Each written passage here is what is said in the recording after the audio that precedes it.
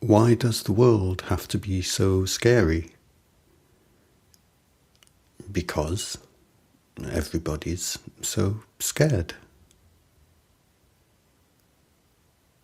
But surely everybody's so scared because the world is so scary.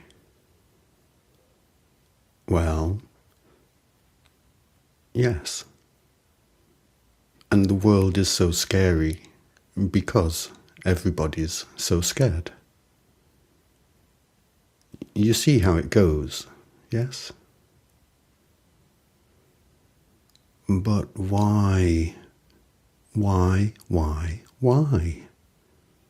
Why did it have to be this way?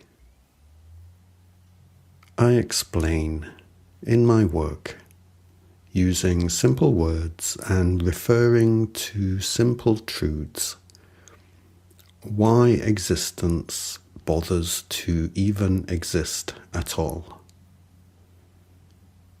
It does so because it has no choice. Existence did not win some lottery of chance. Existence did not get lucky. Existence was not allowed to exist because it got lucky, because some blind energetic forces of reality just happened to fall into the correct combination. If there even were blind energetic forces of reality, they would have come about as a result of existence and not the other way around. There is nothing in the slightest bit lucky about existing. Existence has no choice about it, and existence cannot get out of it.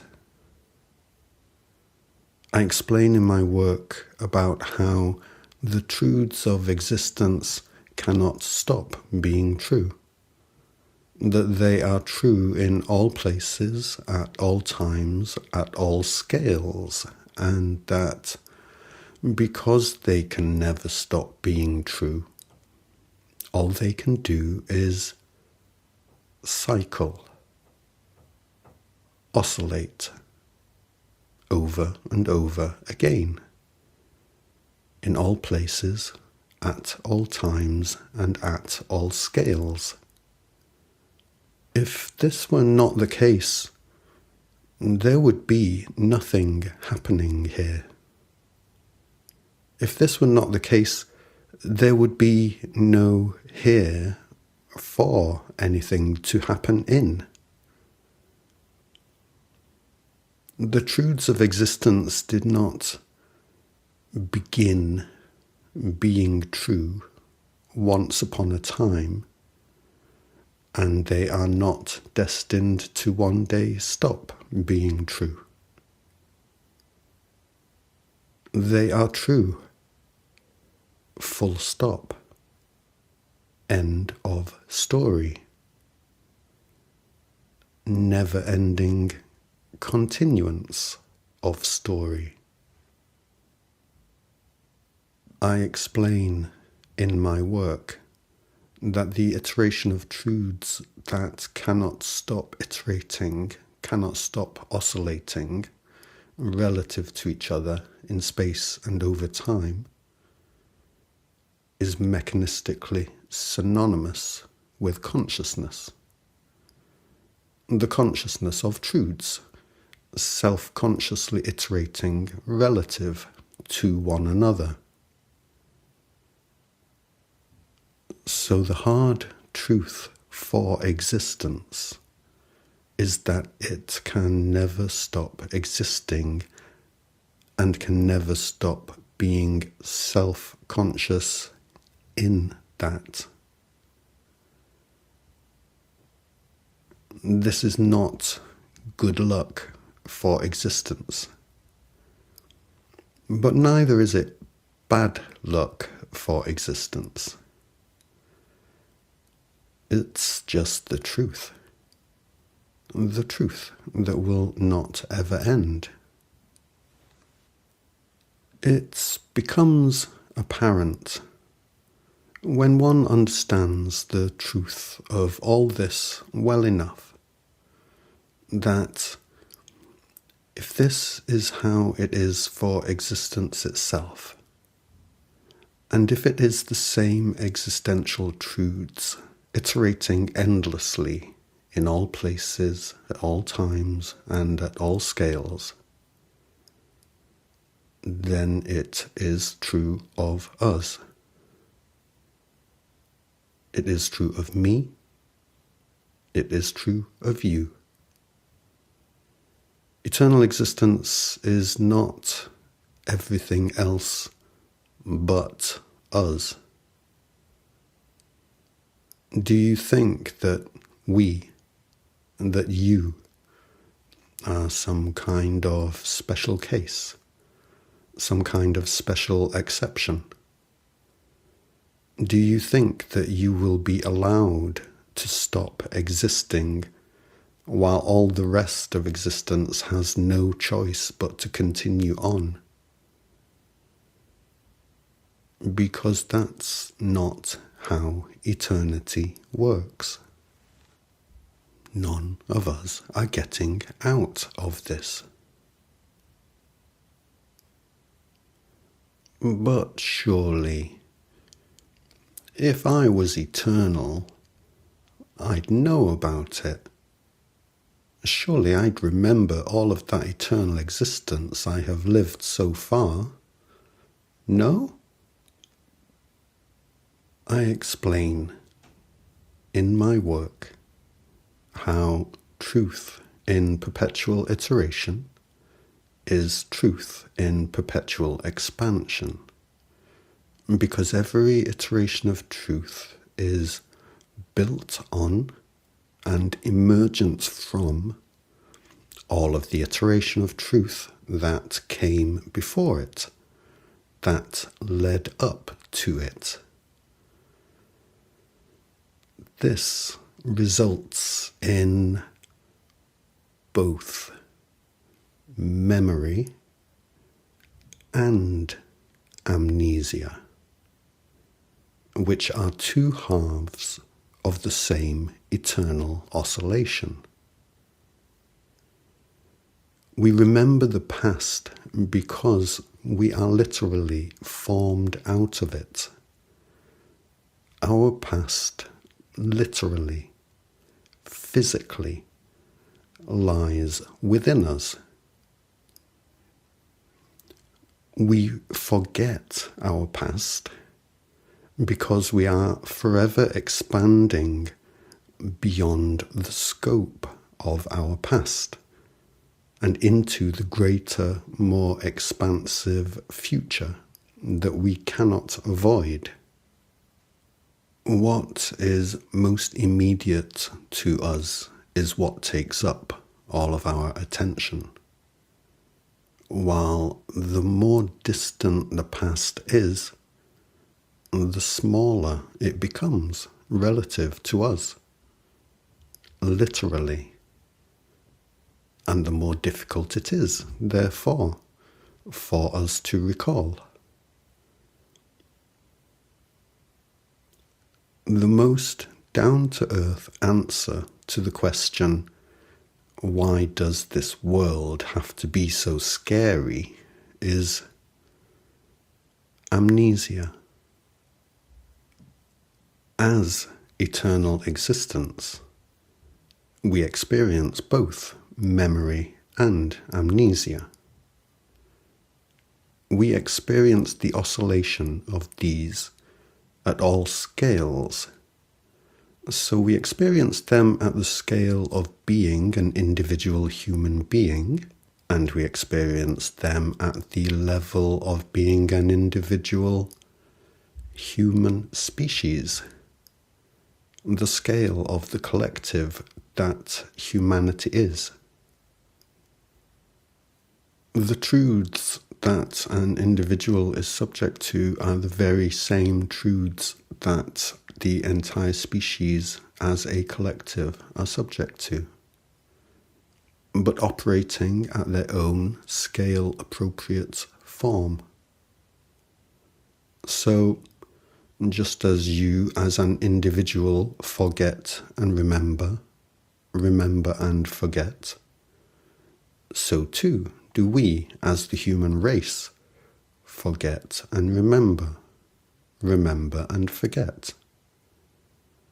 But this oscillation occurs very fast for an individual compared to how relatively slowly it carries out at the scale of our collective, because of the differences in scale. The small oscillates quicker than the large. It's the pure and simple physics of truth. Why does the world have to be so scary? Because amnesia can be a scary thing. To find yourself somewhere without remembering, without understanding why you are there or what is going on, it can be a scary thing. And if you find yourself surrounded by other amnesiacs who do not understand what is happening, then you can end up with a whole group of people who are scared. We are all of us children of eternity. And children who are frightened will frequently frighten the other children. Children who are hurt will frequently hurt the other children. I know you understand the truth of this. I explain all of this in my work. I explain so much that is good for us to have explained to us in my work. There is one particular thing that I explain in my work that is more controversial and confounding than all of the rest. One particular piece of information that people especially do not want to hear about, do not want to deal with, do not want to take seriously, because they really don't even know how to take it seriously. And they certainly don't want anybody else seeing them take it seriously. But this piece of information is true, and there is a reason for it. I've been here previously, as we all have been here previously. And in one of my previous times here, I was that man who is commonly referred to by us as Jesus. I understand all too clearly what a confounding individual I am, right here and now. On one hand, I claim to be the one who was once known as Jesus. On the other hand, the other things I say make more sense than all of human culture, as it is now, as it has been for as long as we remember. When I was here previously, you guys murdered me for heresy. That is what happened. and I am still the heretic. I am Yanto, the heretic, formerly known as Jesus, the heretic. I am heretic now as I was heretic then, because I understand that we are the eternal. This is entirely heretical, and it also makes more sense than anything else you have ever heard about me. Am I special in some way? Am I better than you in some way? I am no more special and unique than you. I am no less special and unique than you. I'm just relatively older. That's all. But why should that be? If we are all eternal? Because all truth that iterates within space and over time is iterating relatively, relative to all the rest of itself.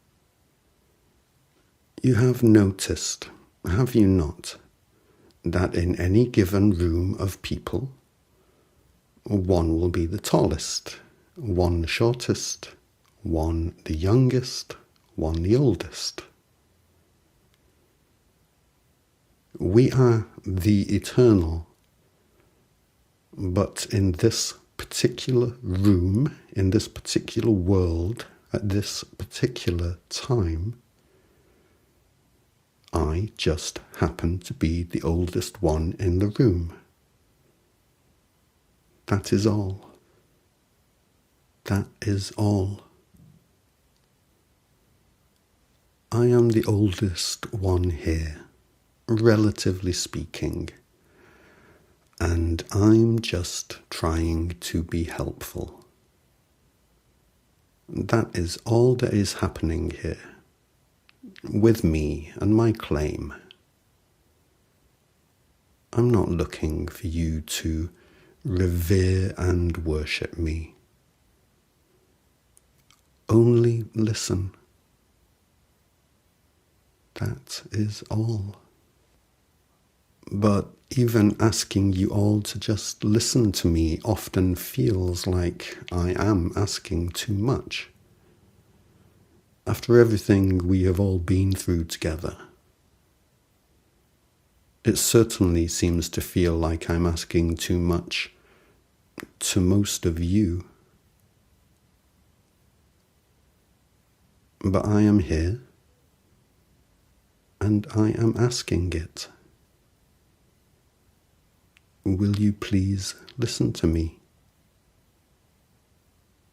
Will you listen to what I say before you decide to reject what I say? At least that way you can even know what it is that I am saying that you are rejecting.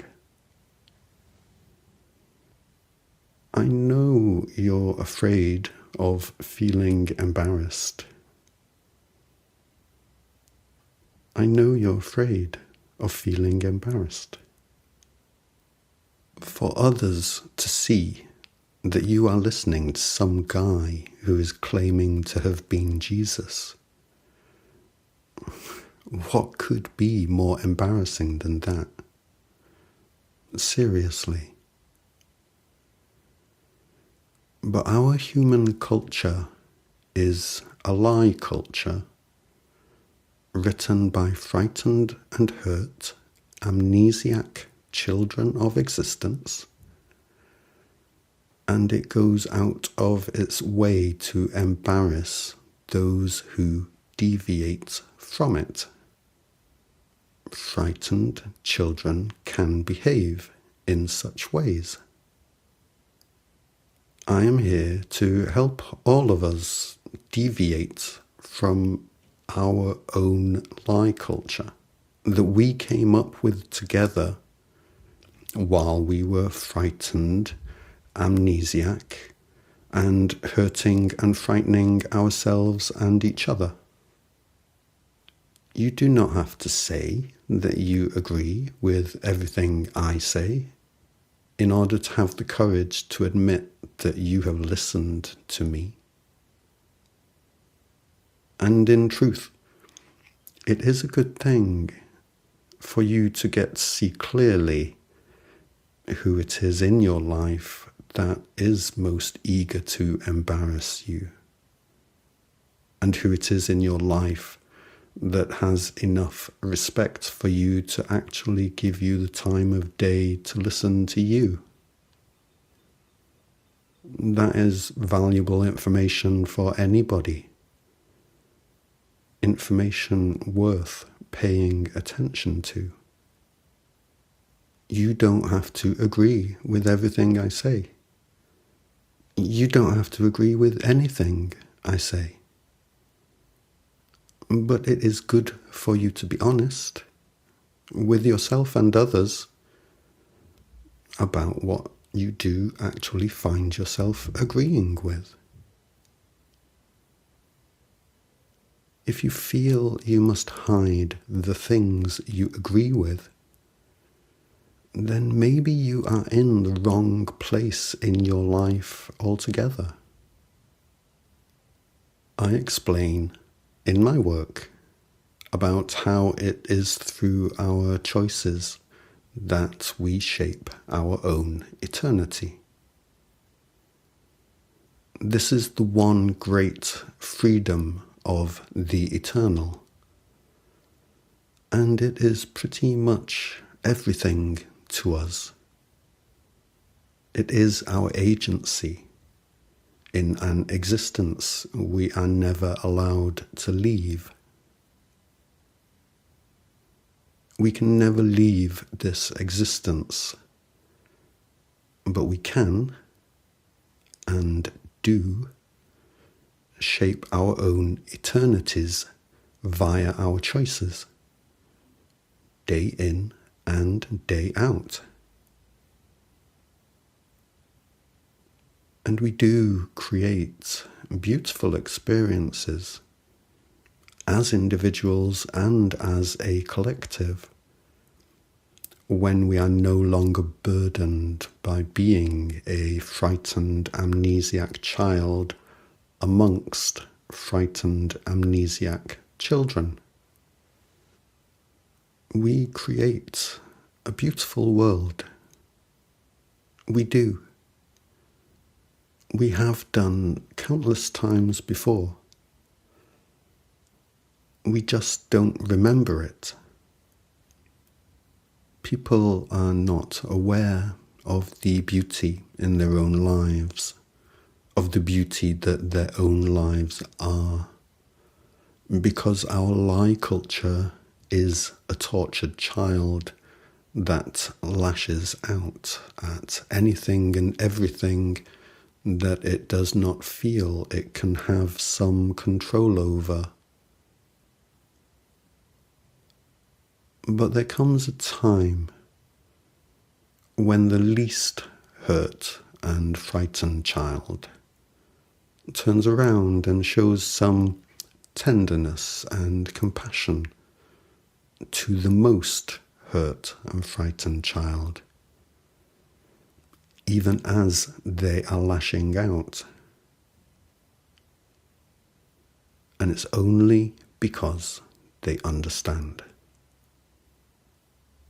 It's nothing more complicated than that. And it is not some spiritual decree written by the hand of some spiritual super being who has created you so that it can then tell you what to do. It is just one hurt eternal child feeling some compassion for another and having the courage to care and do something different. The ones who have hurt us the most, they are the children who have been hurt the most. They don't need to be hurt anymore. None of us need to be hurt anymore, but them especially.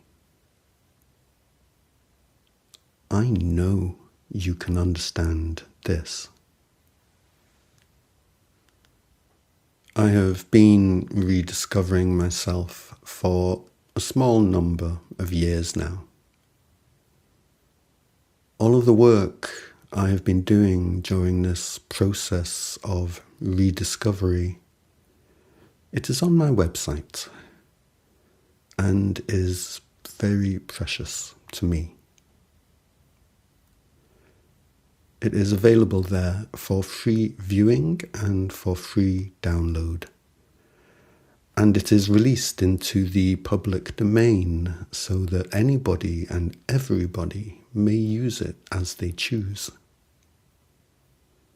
If you want to record your own version of one of my songs, you can do so freely.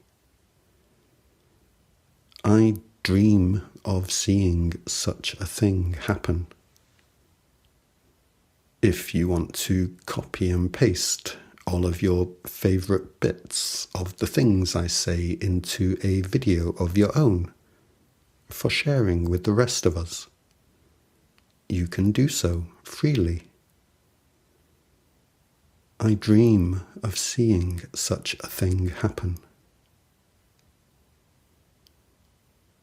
If you simply want to view all that I have been doing in the past few years and then let me know what you think, you can do so freely. I dream of seeing such a thing happen. I love you all because I love us all. Thank you.